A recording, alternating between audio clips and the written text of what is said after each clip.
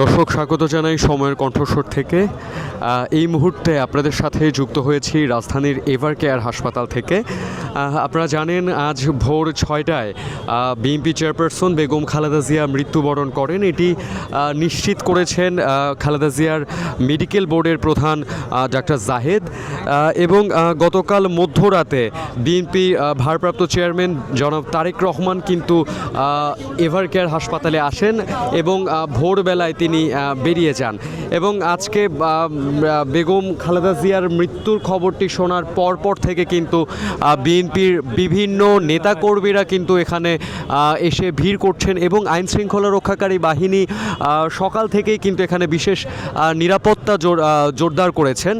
এবং আপনাদেরকে যদি জানিয়ে রাখি যে আগামীকাল বাদ জোহর রাজধানীর মানিক মি এভিনিউতে বেগম খালেদা জিয়ার জানাজার নামাজ অনুষ্ঠিত হওয়ার কথা রয়েছে এবং তাকে শায়িত করা হবে শহীদ প্রেসিডেন্ট জিয়াউর রহমানের কবরের পাশেই কিন্তু তাকে শায়িত করা হবে। দর্শক, এই ছিল আমার কাছে রাজধানীর এভার কেয়ার হাসপাতাল থেকে সর্বশেষ।